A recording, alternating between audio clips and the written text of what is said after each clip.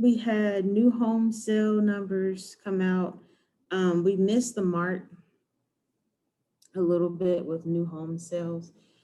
Um, so that's one thing that we're going to be looking forward to going forward, just when it comes to economic numbers, solely because home sales are a long-term indication of how people think and feel about the economy because, taking on a mortgage isn't something you do lightly and it's not a short-term commitment either. Tuesday or tomorrow, we have durable good orders coming out at 8:30 in the morning, followed by consumer confidence. And then tomorrow evening, we have CPI numbers coming out for the Australian dollar, as well as their trimmed numbers coming out, which is where they go through and modify the index a little bit and modify some of the groups and how they're looked at. Nonetheless, both of those numbers will still be important tomorrow evening whenever they come out. Wednesday we have Canada's interest rate news. We're going to get a policy report and we're going to get a statement. Pretty much the same thing that we get here in the United States. Anytime they're going to change an interest rate, there's just going to be a little bit of a gap in the time between the actual release and then the press conference. In between that news, U.S. has crude oil numbers coming out. If you guys remember the pattern for commodities, indices, gold, silver from earlier this year, when coronavirus was, when coronavirus numbers started increasing and then just really started growing, that same pattern you're going to see in indices, commodities, and metals now. So oil took a little dive. Oil was already kind of finicky anyway, solely because of OPEC meetings, the stall, and just really trying to get the world open back up again. And remember, when we're looking at oil, we're not just looking at the US, we have to look outside of the US as well, because there are people who buy our oil. So there was a little bit of a stall there. Oil prices got stagnant, and then they announced that 37 states had spikes in cases. Oil numbers fell because the thought process is we don't have a vaccine. If the virus numbers have spiked, then we could possibly see states shutting down, going back to some form of phase one, pre-phase one type shutdowns and restrictions as earlier this year. And then that could restrict travel. And so oil was more of a fear play, but it's also something that could really end up holding true if the numbers continue to increase. And then remember, we also had already talked about this earlier in the year, because we were saying, well, what's going to happen when flu season gets here? You're going to have the flu, you're going to have the coronavirus, you're going to have a case where you could possibly not have a vaccine and numbers go up. And then what's going to happen in that case? So now here we are, we're there now. The other thing is, if you looked at pharmaceutical stocks earlier when we kind of talked about them, and we were talking about the 23 companies who had vaccines in play, and we kind of talked about the ones who had flu vaccines also. A lot of places are running out of the flu vaccine because everybody's trying to get it now to make sure that they cover themselves for the flu. So then if they do have symptoms, they can kind of start ruling things out and just protecting themselves overall. So oil oil kind of encompasses a whole lot of things with its news. Tomorrow night, we also get a rate report from the Bank of Japan. Remember, we don't know when the Bank of Japan is actually going to do any of their news releases until like an hour before. It's 30 minutes before, but we don't know like hours ahead of time. The Bank of Japan has just always been like that. So it's going to stay tentative as far as the time is concerned until about 30 minutes to an hour before they get ready to release their news. Um, One more thing about the Bank of Japan is that with this rate news, the thing we're listening for is them talking about non-Bank of Japan holdings. So we're listening for them to tell us about any type of U.S. bonds or treasuries and stuff that they're holding. And we're also listening for them to tell us about if they plan on offloading or buying more of those things, because that's what's really hinging and helping the yen to stay a safe haven. Um, the balance of the yen staying a safe haven is really fragile right now, um, for several reasons, because they've started to rebalance their books. They have a digital currency that they're trialing out, and they've just had a lot of political shift. So we're just looking to see in the next like 3 quarters if the yen is going to maintain its status as a safe haven. All right, so the news that comes out Thursday is going to be kind of loaded. It doesn't look loaded, but Thursday we have GDP news coming out. That was one of the things that I sent out in the group chat earlier today that's going to help to make things kind of volatile. GDP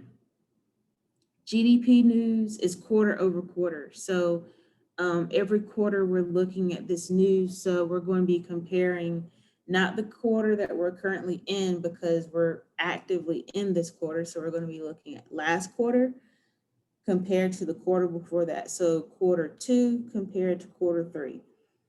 We're going to be looking at those 2 quarters compared to each other. And then we're also going to be looking at unemployment claims all at the same time. So this news could be mixed. So this is the news where if you're trading US 30 or USD pair, where you can get like wicked into a sell and it not quite hit your take profit and swing the other way, hit your stop loss, and then trigger you into a buy if you're a hedge trader. So just be careful with the news on Thursday at 8:30. This quarter over quarter news is super important because you're not just looking at a week to week news item like the unemployment claims. Quarter over quarter means you're looking at 3 months worth of time compared to another 3 months worth of time. This is also important because most companies and most industries, whenever you're thinking about growth, when you're thinking forward, you're not just looking to the next quarter, you're looking several quarters ahead. So the reason why I always tell you guys to take notes and to listen and pay attention is because if you paid attention to Jerome Powell and the things that he said, he's been talking about things that are going to be happening, or the things that the Fed wants to happen, not only this quarter, next quarter, but 3, 4, 5, and 6 quarters from now. So that's 2021 and 2022. Some of the things actually extend out further than that, like 8 quarters to like 2023. So this quarter over quarter news is important because banks look quarters ahead, the Fed looks quarters ahead, even companies, when you're dealing with stocks, they deal in quarters ahead. No company is going to be focused on the current quarter, because the current quarter we're in, they were thinking about this quarter last year. Um, no company is going to wait until like Black Friday to think about Black Friday. They're already thinking about Black Friday for next year, and Christmas for next year, and the next phone to release for next year. So quarter over quarter news is super important, because you have to think about it. These things were already thought about quarters ago. Um, for the euro, we're going to be getting the same news, interest rate news for the euro. So press conference, release of the statement, and we'll find out from the euro what their plan is going forward. It's highly unlikely, super, super highly unlikely, that the euro or the European Union is going to take this interest rate negative. More than likely, they're going to keep this interest rate at zero and just continue to move forward from there. We have home sales from the US coming out at 10 a.m. And these are pending home sales. So that's different from the home sales news, which is new home sales that we got today. And then Friday, we have German GDP news coming out. We have a economic barometer news item coming out from the Swiss franc. Like I've told you guys before, we don't get news from the Swiss that often. So it's something that's worth paying attention to, especially since when we think about where the wealthy go to place their money, where they go to help money secure its value, help their assets, period, to store and save value. The Swiss is one place that people go. Other places that people go have either a common denominator with some type of entity that's Swiss, or it's an offshore something that's Swiss backed. So the Swiss is very important to those who have a lot of money, especially whenever they want to save their money, hide their money, help their money to retain its value, and just stash it away somewhere. Interest rates for the Swiss are currently negative.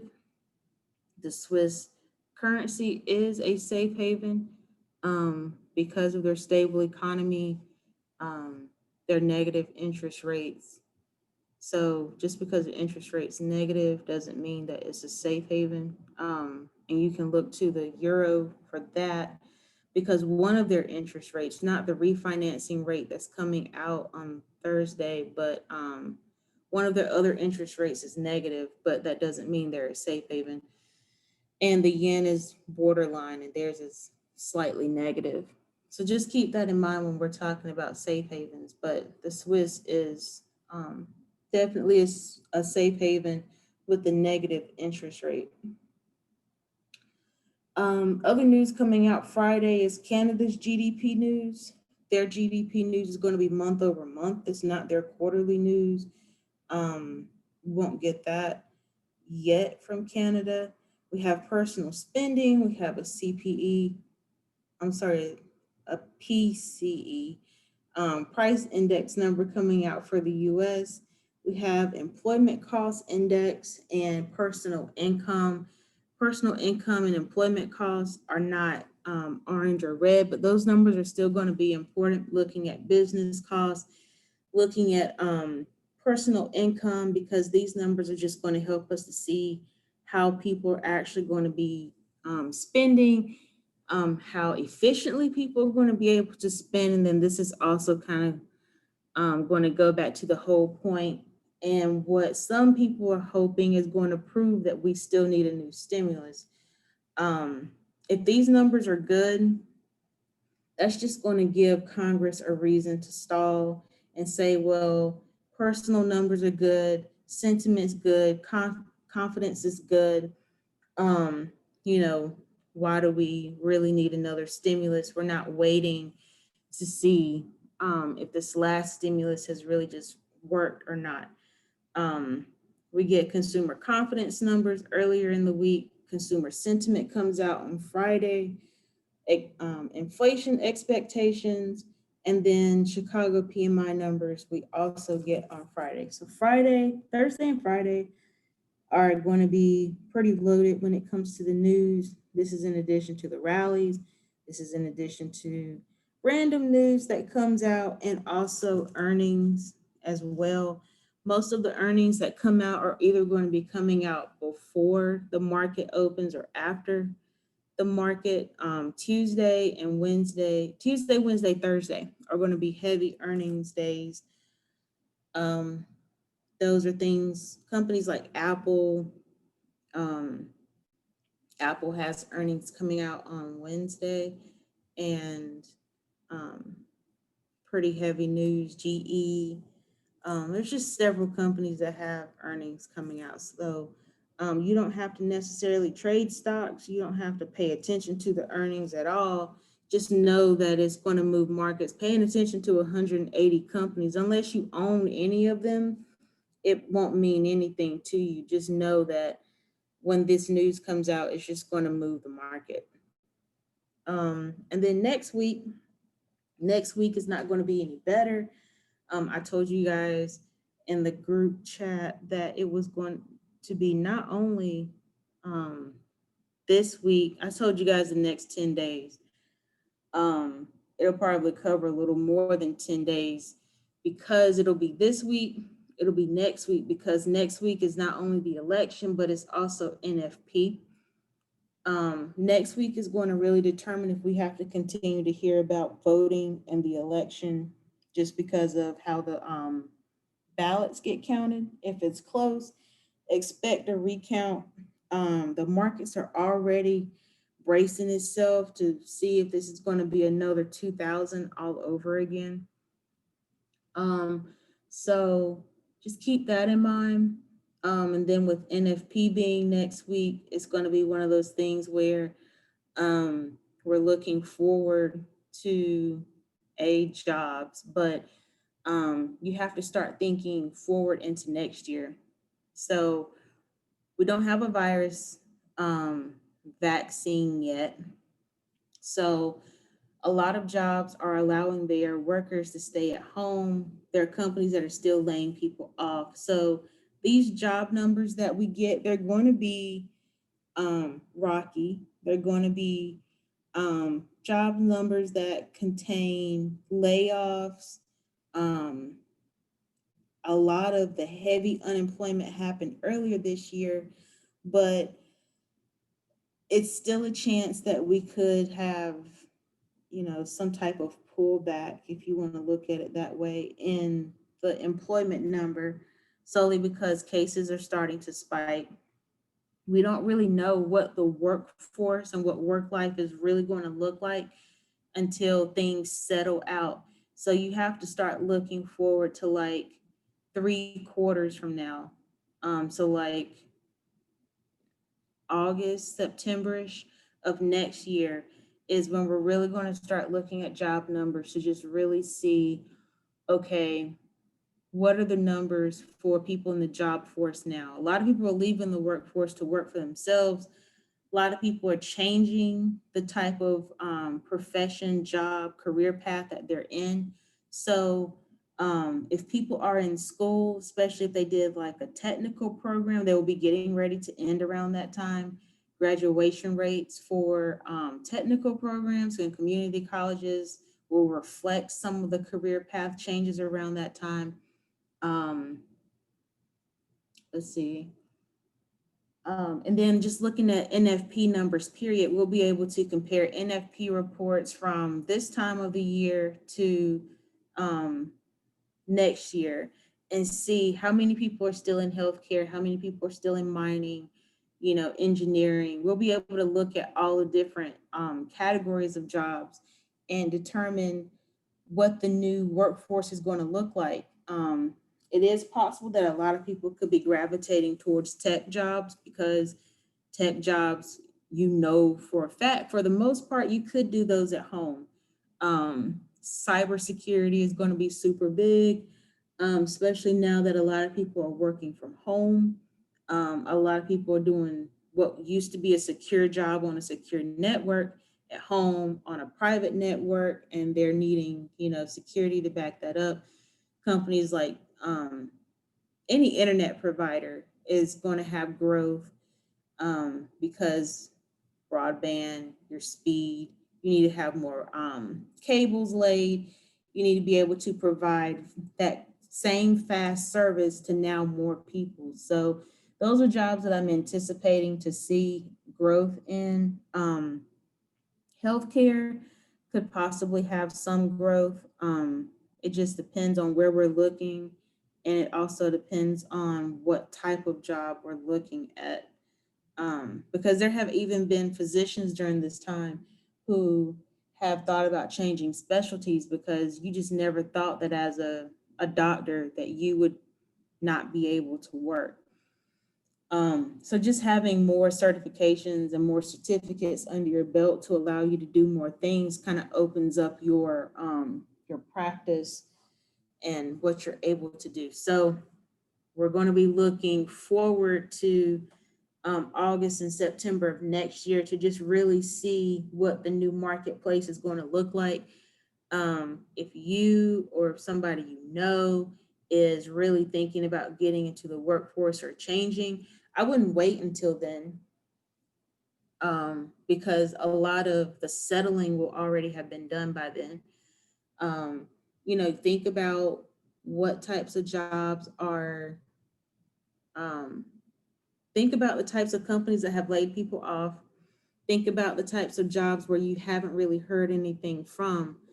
And if you or someone you know is looking for a career change, go that way. Banking, computer science, um, cyber technology, engineering, most healthcare jobs for the most part.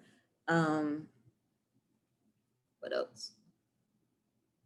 Um, there are a lot of people don't like the manufacturing jobs, but there are a lot of um, technical jobs within the manufacturing sector that have increased. Um, Working for companies like Amazon, Amazon has increased its job force significantly during this time. Internet providers, those types of jobs. So gravitate in that direction. Um, and anyway, I'm done. Just know that everything that's happening right now, people are thinking about it, but they're not like solely focused on it anymore, because we're at the end of the year. We're looking forward now, 3 and 4 quarters. So people are already trying to think about what the end of next year is going to look like. What is 2020 going to look? What is 2021 going to look like? How is the recovery going to be? Are we going to get a vaccine? How well is the vaccine going to work? How long are people going to continue to work from home? This office space that's currently being rented out by these companies, are companies actually going to keep that space? Are these real estate people really going to continue to thrive in 2021 solely because of that reason? A lot of commercial real estate is open right now. Companies aren't renting or leasing it out, or taking up the space, I should say. Companies aren't paying for the space anymore. They're not taking up the space. They're not using that energy anymore. So it's a lot of things going on with that. So I'll leave it there with you guys. Just know we're looking forward. We have a lot of volatility to look forward to in the news this week, not only in forex, but or with the basic forex pairs, but with the indices, the metals, and such. So just keep your eyes out, take your notes. These are things we're going to be referring back to. I told you guys we're going to be looking at this stuff next year. So just put it somewhere where you know you'll be able to find it. And I'll let you guys put your questions and comments and stuff in the chat, and I'll let Mr. Levels go ahead and get started with the technicals.